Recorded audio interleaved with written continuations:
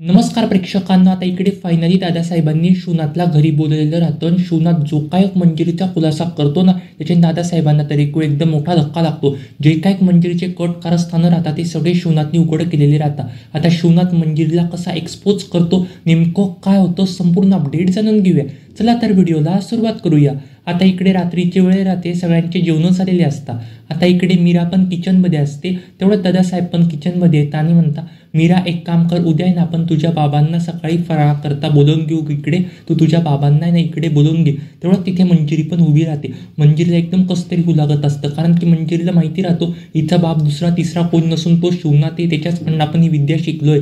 जर काय सगळं शिवनाथला कळालं, तिथे आग लावणारी व्यक्ती मीच होती, तर माझं काही देखील एक खरं नाही. याच्याकरता मंजिरी एक वेळ एकदम अशी घाबरून जाते. मंजिरी म्हणते, नाही आपण त्यांना बोलवूच, पण ते फ्री असतील का, ते कुठे राहतात मीराला पण माहिती नाही राहत ना, ते कुठेतरी शमशानमध्ये इकडे तिकडे असताना. तेवढ्यात मीरा पण म्हणते, मी बाबांना बोलवेल ना, मी गावातल्या एका माणसाला कॉल करते, ते बरोबर माझा निरोप आहे ना बाबांपर्यंत पोहोचवतील. आता इकडे मंजिरी तिच्या बेडरूममध्ये येते. मंजिरीला प्रचंड असं टेन्शन आलेलं राहतं. मंजिरी ह्याच विचारामध्ये पडलेली राहते, आता आपलं काही देखील एक खरं नाही. आता शिवनाथ जेव्हा इथे येईल ना, आपल्याबरोबर काही देखील एक होऊ शकतं. आणि दिवाळीचा आता पवित्र सण आहे, त्याच्यामध्ये आता आपली शक्ती काही देखील एक काम करणार आणि तिचं अंग परत जळू लागत असतं.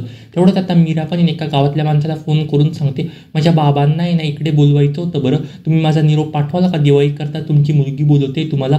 तेवढ्यात तो गावातला माणूस पण बोलतो, हो हा मी निरोप पाठवेल ना, असं म्हणून तो शिवनाथला निरोप देतो. आणि शिवनाथ पण प्रेक्षकांना दुसऱ्या दिवशी सकाळी घरी येतो. आणि आता इकडे मायाची चांगलीच अशी हकलपट्टी झालेली राहते. आणि आता शिवनाथ घरी आल्यावर म्हणतो, वाईट वाईट वाईट काहीतरी ते वाईट घडलंय, काहीतरी एक वाईट आहे, कोणतरी एक वाईट शक्ती या घरामध्ये आहे. तेवढ्यात दादासाहेब पण बोलता, हे सगळं काय चाललंय बरं, हे सगळं काय बोलतायस तुम्ही. तेवढ्यात तो पण बोलतो, इथे कोणतरी एक वाईट शक्ती. आता इकडे मंजिरी पण तिच्या बेडरूम मध्ये बसलेली राहते. मंजिरी अजिबात खाली नसते.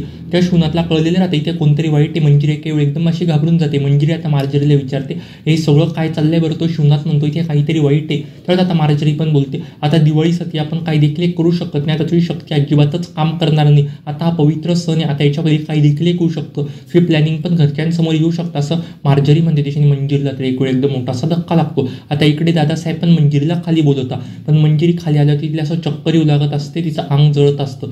तेवढ्यात आता शिवनाथ पाहतो तिच्याकडे. शिवनाथ म्हणतो, काय ही बाई ह्या घरामध्ये, ही बाई एकदम वाईट आहे, ही बाई एकदम नीच आहे. तेवढ्यात दादासाहेब पण बोलता, हे सगळं काय बोलतोयस बरं तू. तेव्हा आता तो शिवनाथ पण बोलतो, ही एकदम नीच बाई, ही एकदम कट कारस्थानी बाई, याच्यावरती तुम्ही अजिबातच विश्वास ठेवू नका. मी तुमच्या सगळ्या घरच्यांना सांगतो, मीरा मी तुला सांगतो, ह्या बाईवरती तू अजिबात विश्वास ठेवू नको, ही बाई खूप चुकीची, याच्या व्यतिरिक्त जास्त काही देखील एक सांगू शकत नाही. त्याच्याने प्रेक्षकांना दादासाहेबांना पण एक वेळ मंजिरीवर एकदम मोठा डाऊट आलेला राहतो, कारण की मंजिरी झोपेमध्ये काही पण बोलते, ते चिरतारुण्य होणं फार अशक्य असं तसं काय काही ती झोपेमध्ये बोलू लागत असते. त्याच्याने ते दादासाहेबांना पण तिच्यावर एक वेळ एकदम मोठा डाऊट राहतो. आता दादासाहेबांची त्या खात्री पटलेली सारखे काहीतरी वाईट वंगाळ करणारे, कारण की या सगळ्या कट कारस्थानामध्ये ही बाईच सामी असं दादासाहेबांना पण कळलेलं राहतं. कारण की दादासाहेब ह्याच विचारामध्ये पडलेले राहतात, ही मंजिरी असं मनातल्या मनात काय बोलते बरं. तिला काही पण आपण आरती कर म्हटली देवाची, तरी ती असं करते आरतीच्या वेळेस. दरवेळेस ती असं सगळं का करते बरं. तिने प्रसाद खायला पण ती नकार करते, देवाचा नक्कीच काहीतरी गडबडी, असं दादासाहेबांना पण प्रेक्षकांना तिकडे कळणार राहतं. आता इकडे शिवनाथ जास्त काही बोलत नाही, तिथून निघून जातो. आता अंबिका पण शिवनाथच्या मागे जाते. अंबिका म्हणते, बाबा हे सगळं काय बोलताय बरं तुम्ही, नेमकं काय, मला तुम्ही सविस्तरपणे सांगा, मला काही देखील एक अजिबात कळत नाही. तेवढं शिवनाथ पण बोलतो, अंबिका बाळा मी तुला जास्त काही देखील एक सांगू शकत नाही, पण मी तुला एवढंच एक सांगतो की ह्या सगळ्या कट कारस्थानामध्ये दुसरी तिसरी कोणी सामील नसून जी तुझ्या आईला मारून टाकली होती ना व्यक्ती, ती फक्त ही नीची घरातलीच व्यक्ती आहे. हे सगळं तू घरच्यांसमोर सिद्ध कर आणि हे सगळं तू मीराला सांग. तो फार दयावया करून ते सगळं अंबिकाला सांगू लागत असतो. अंबिका म्हणते, बाबा बस आता मला सगळं कळालंय, आता मी काय करते ना तुम्ही बघाच. आता प्रेक्षकांना इकडे अंबिकाला नसते काही कट कारस्थान राहतात ते कळलेले राहतात. आता अंबिका सरळ जाऊन ते सगळं मीराला सांगते. मीराच्या पायाखालची जमीनच लागते. मीरा म्हणते, आता मी सगळे प्लॅनिंग आहे ना घरच्यांसमोर आणलं, आता मी काय करते आणि तुम्ही ते बघाच. आणि मंजिरीच्या चेहऱ्यात एकदम असा पडलेला राहतो. आता मायाची प्लॅनिंग पण घरच्यांसमोर उघड झालेली राहतात. आता मंजिरीचे जे काही कट कारस्थानं राहताना प्रेक्षकांना ते लवकरात लवकर घरच्यांच्या समोर येणार राहतात. मंजिरीचे कट कारस्थानं घरच्यांच्या समोर आल्यावरती ना मालिकेत नेमकं पुढे काय होते पाहतो फारच रंजक ठरणार आहे, कारण की दादासाहेबच आता डायरेक्ट हात धरून त्या मंजिरीला पण घराच्या बाहेर काढणार आहे. आता जो काय माया त्या कट कारस्थान राहतो ना, ते सगळं घरच्यांच्या समोर उघड झालेलं राहतं. आता मायाला पण ते चांगलीच अशी शिक्षा देताना आपल्याला बघायला मिळतं.